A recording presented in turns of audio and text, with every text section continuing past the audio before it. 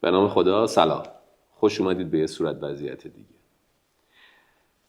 توی مسیر برنامه که داشتم می اومدم برای ضبط داشتم فکر میکردم که مهمون امروز رو چجوری معرفی بکنم، چون که حس میکردم که صرفاً معرفی فعالیت‌های تخصصی یا حوزه تخصصی حق مطلب رو ادا نمیکنه. یعنی اساساً دلیل این که دلم میخواست ایشون رو اینجا داشته باشیم و با هم دیگه گپ بزنیم شاید این بخش معرفیه که دلم میخواست در موردشون بگم. اگر بخوام در یک جمله مهمون امروزمون رو معرفی بکنم، به نظر من یک دغدغه‌مند و یک کنشگر اجتماعی امروز مهمون ماست.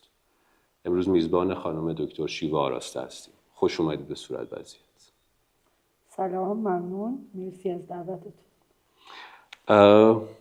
نمیدونم این تعریفه چقدر اون چیزی هست که شیوا آراسته در کنه خودش و در ذات خودش وجود داره، چون فارغ از موضوع معماری، فارغ از دکترای معماری، فارغ از فوق لیسانس معماری و فارغ از یک آرشیتکت بودن، آنچه که من از شما دیدم عمدتاً این دغدغه بوده، چه باز در حوزه معماری و بزرگترش در مورد ایران و در مورد این کشور و در مورد این خاک، و چه در مورد موضوعات زیست محیطی، موضوعات اجتماعی و موضوعات دیگه، تا آخرین موردش که موضوع پارک قیطریه بود.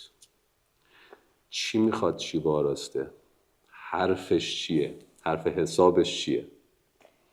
راستش من فکر میکنم که همه ما قبل از اینکه متخصص باشیم توی حرفه‌ای، توی یک رشته‌ای، خب اول که انسانیم و بعد ما مردم ایران هم خب ایرانی هستیم و بعد تبدیل میشیم به اون.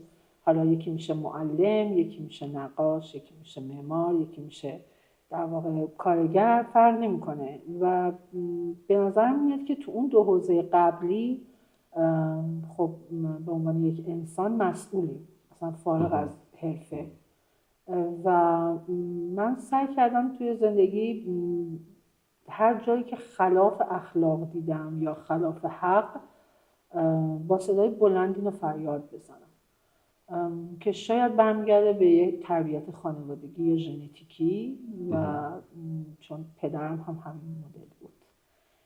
و اینکه در مقابل به خصوص برای ایران، خب خیلی این موضوع برای من، چون میدونید که هم نسلای ما همه از ایران رفتن، خیلی هاشون، ولی و ما هم رفتن، میتونستیم بریم، رفتن کاری نداشت. ولی من یه روزی تصمیم گرفتم که نرم و بمونم.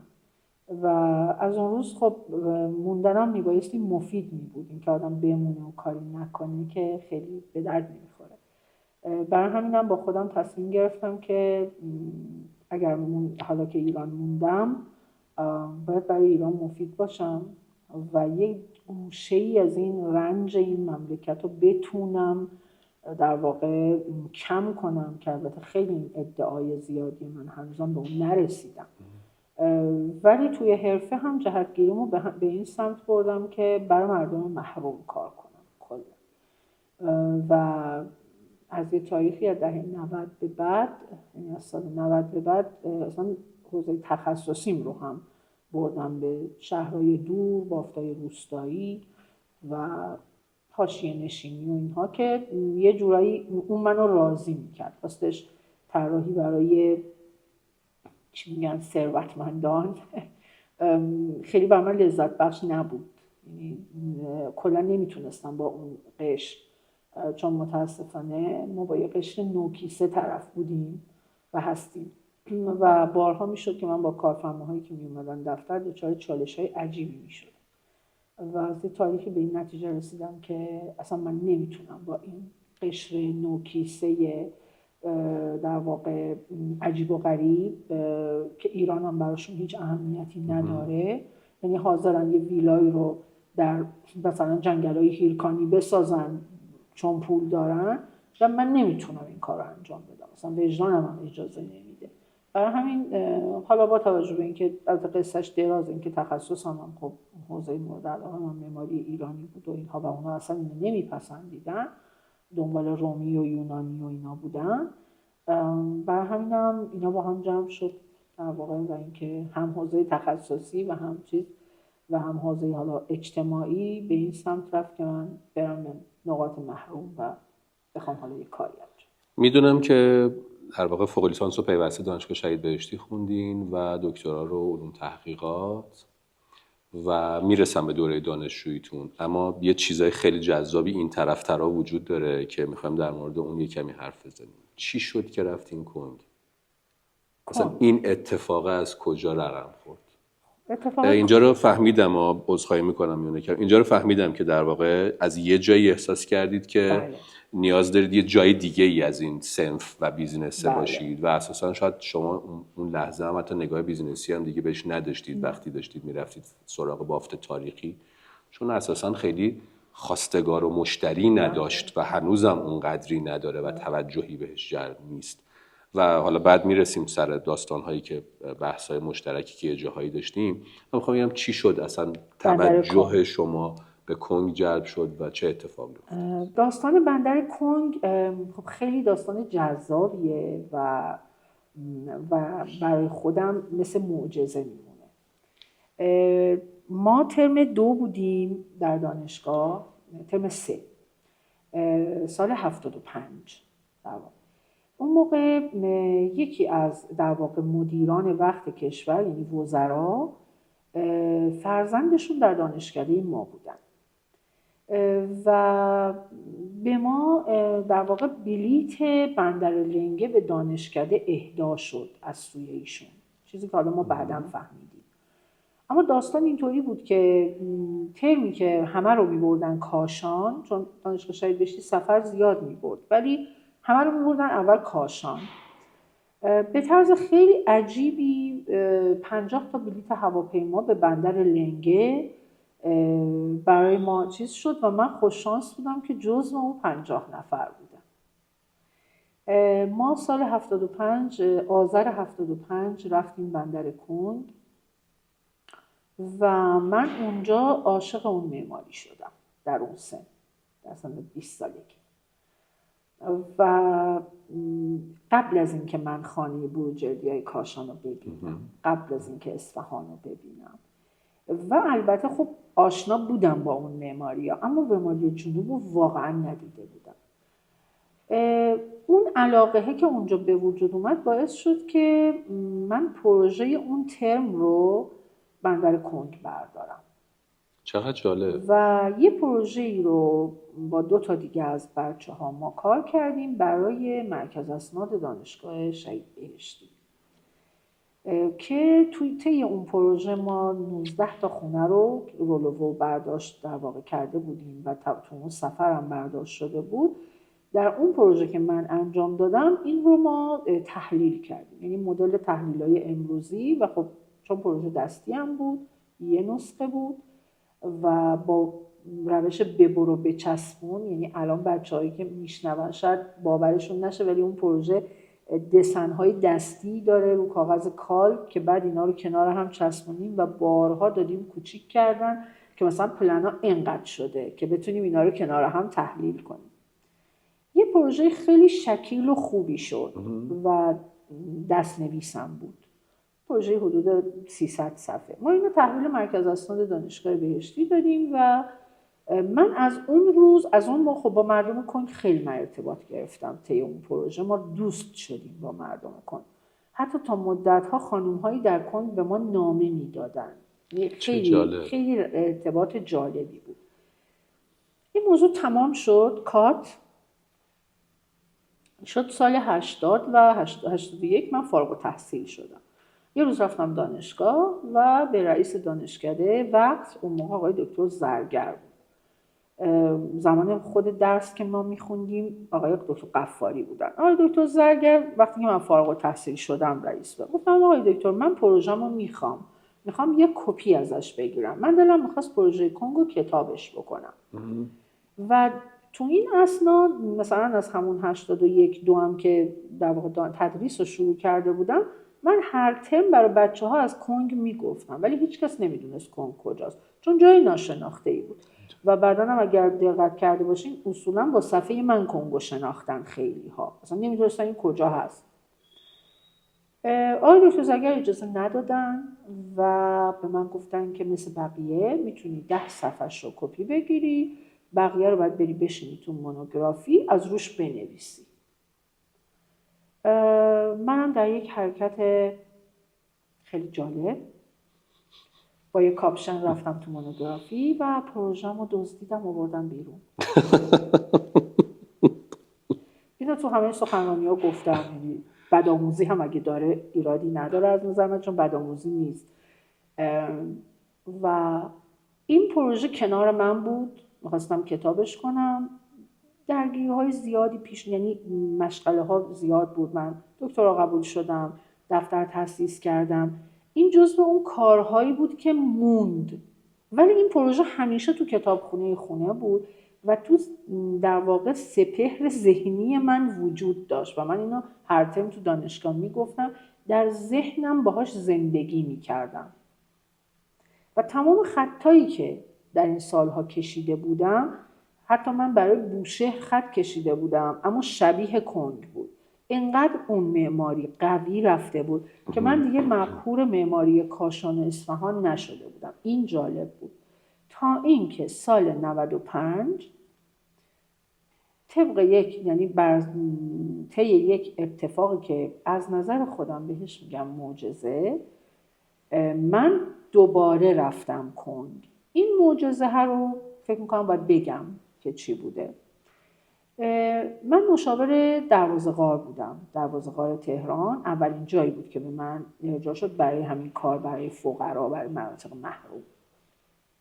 طی اون پروژه یه گروهی تشکیل شد در تلگرام به اسم گروه میدان مشق که تو اون گروه اساتید دانشگاه هنر در واقع بودن، آقای دکتر حناچی، دکتر مظاهریان، معاون و شهردار منطقه و 10-12 تا مشاوری که روی منطقه 12 کار میکردن. یه گروه تلگرامی حدوداً 100 نفره بود و اجازه صحبت هم تو اون گروه تا 12 شب بود. 12 به بعد باید آف میشد گروه.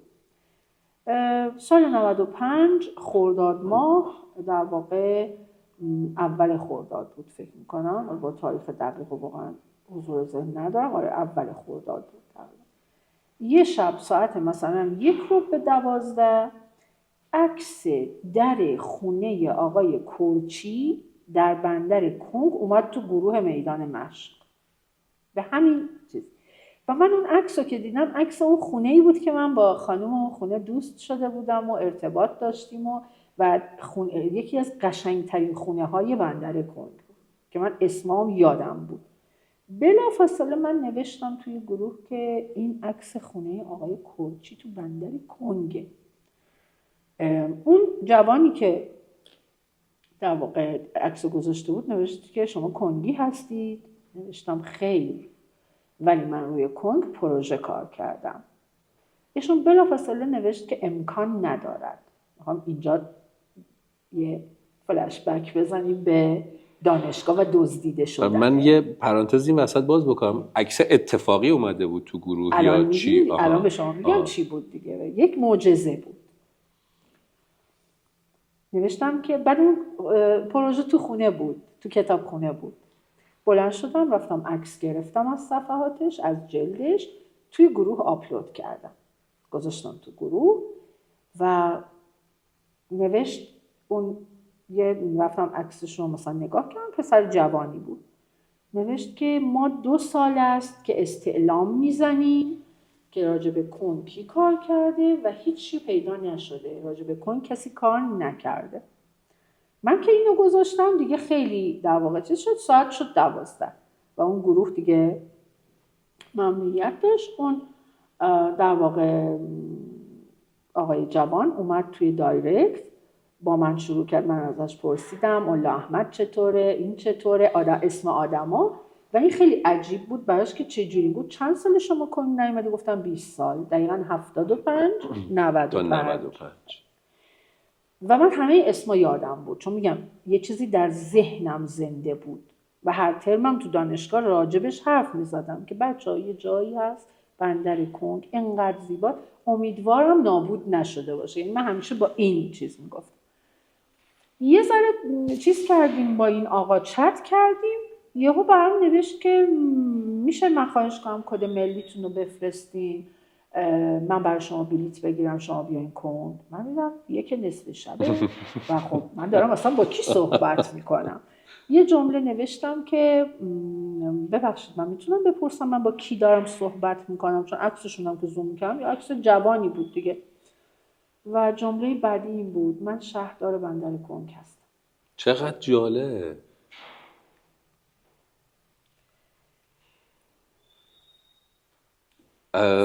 باز نفهمیدم یعنی عکسه چرا؟ شهردار بندر کنگ بعد از 20 سال شهردار جدید، همین آقای زارعی که ما 6 سال با هم کنگ، و خب اگه ایشون نبود که این اتفاقات تو کنگ واقعا نمیافتاد.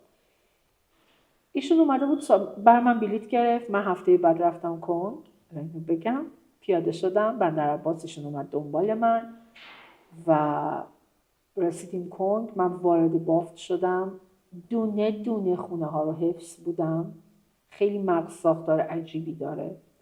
این خونه آقای گلبته، این خونه آقای خیراندیشه. بعد یه جاهایی آقای شهردار گفت نه، گفتم چرا؟ این خونه وسطش یه دیوار کشیدن، 2 تا برادران با هم دعوا دارن در این حد.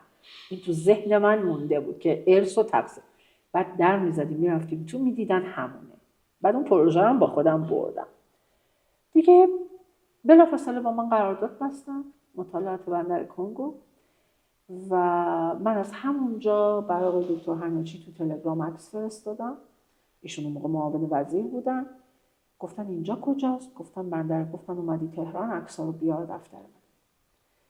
برگشتم تهران، بردم وزارت خونه و با فوریت ما بردیم شورای عالی و طرح تفصیلیشو ملغا کردیم، چون طرحی داده بودن که یه خیابون 14 تا خونه تاریخی خراب میشه. من خیلی به موقع رسیدم به کنگ و این به نظر من معجزه بود. با آقای زارعی گفتم آقای زارعی شما تو گروه میدان مشق چی کار میکردی؟ گفت دکتر من اومده بودم تهران سازمان شهرداری ها، اونجا از منطقه یه دوستی پیدا کردم که شهردار ناحیه یه جا بود، با من آشنا شد، منو اد کرد تو گروه. اون آقا شهردار ناحیه منطقه 12 بود. و از اون جالب‌تر بهتون بگم، وقتی میگم معجزه، من به نظرم معجزه دیگه این روزایی نیست که عصامونو حالا به آب بزنیم باز بشه، نمیدونم به دریا بزنیم. گروه میدان مشق بعد از 1 ماه یا 2 ماه منحل شد. یعنی اصلا اون گروه تشکیل شده بود، هیچ جوری من نمیتونستم برم کنگ که من با شهردار کنگ آشنا بشم. تعبیر خودم اینه. و ایشون راست میگفت، استعلام زده بود به دانشگاه ها. خب من دزدیده بودم پروژه رو، پروژه نبود. راست میگفت پروژه، یعنی اون دزدیه تاثیرش اینجا بود، پروژه نبود. و جز من هیچ کس تا اون تاریخ روی بندر کنگ کار نکرده بود. رو لنگه کار کرده بودن سال 68 بچهای دانشگاه تهران، یعنی ورودیای 68 که از من جلوترن. ولی رو بندر کنگ تنها سند موجود همین پروژه مرکز اسناد دانشگاه بهشتی بود. این شد پروژه. و بعد دیگه و وقتی رفتم کنگ در خونه ها که باز می شد خیلی جالب بود، آدم ها منو می شناختن. یه ویژگی کنگ این بود که مردم تو 20 سال از بافت نرفته بودن.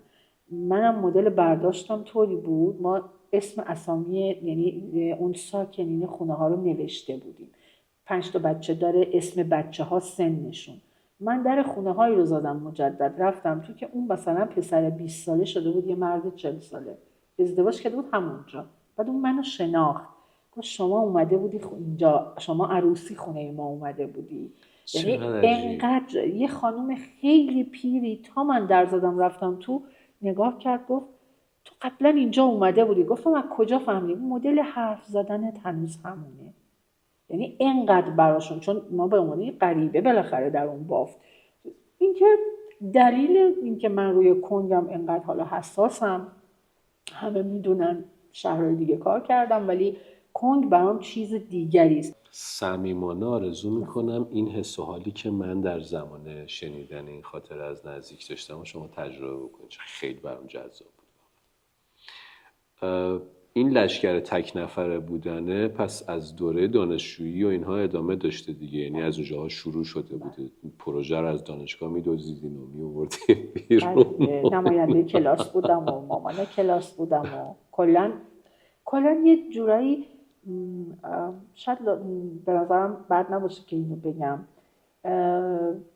پدر من ارتشی بوده و یه مدلی منو حالا بزرگ کرده که من همون زیر بار حرف زور نباید برم، حتی اگه بالاتر از منم کسی حرف زور زد در واقع این چیزا نداره. و اون مدل شاگرد اول بودن و سرگروه بودن و اینها از اون کودکی بوده و حتی نسبت، حالا شاید اینم بامزه باشه، نسبت به آقایون. یعنی من پدرم طوری میگفت که تو از همه آقایون قوی تری، همیشه اینو به هم میگفت و من در بچگی یکی از این کارام این بود که پسرهای همبازیمو میزدم و اصلا اگه یه ذره میخواستن بگم ما قوی تریم میبردمشون مثلا پشت حیاتی جایی تو خونه یه سنگی میزدم سرشون مثلا، و اینا الان بزرگن و ما با هم خیلی دوستیم الان، ولی کسی حق نداشت از من قوی تر باشه. آره یعنی اون حالت بود که من باید سرگروه باشم، من باید یعنی در واقع چیز باشم و فکر میکنم یه ویژگی میگم ژنتیکی یا حالا تربیتی باشه. آره و اینو من جاهای مختلف دیدم. میدونی مثلا فرض کنید توی فضای سخنرانی یا فضای پنل و اینها، پنل‌های تخصصی، مثلا حالا پنلیست با یه چیزی موافق نیست اونجا ولی اصطلاح خودمونیش زیر سیبیلی ردش میکنه و اینا، ولی شما ابدا اینطوری نیستین. یعنی اگر یه چیزی رو موافق نباشین همون لحظه همونجا مثلا اون فرد باید اصلاحش بکنه یا وارد چالش میشین باهاش. فقط اینکه ببینید من یه خط فکری رو دارم دنبال میکنم، اونم یه مسئولیت اجتماعیه. شناختی که الان آدم‌ها از من دارن اینه که خب رو اخلاق در حرفه خیلی من در واقع کار کردم، روی مسابقات معماری، روی اینکه باید ما این اخلاق باید باشه، روی حتی ارجاع پروژه، روی همه چی. مثلا الان جریان نظام مهندسی که حالا این روزا روی این قضیه یه وقتایی دیگه جریان شما رو میبره. یعنی من باید این واکنش ها رو داشته باشم.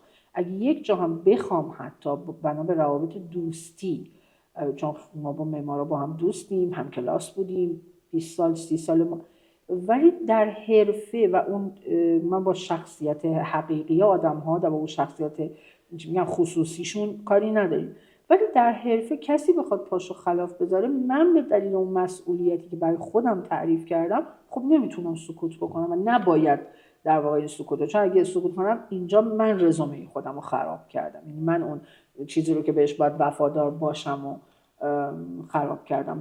به خاطر همینم نمی‌کنم این کار، یعنی حتی به قیمت اینکه شاید بعضی‌ها از من دلخور بشن. میدونم چیزای زیادی هست، ولی چی توی فضای معماری امروز بیشتر از همه اذیتتون میکنه؟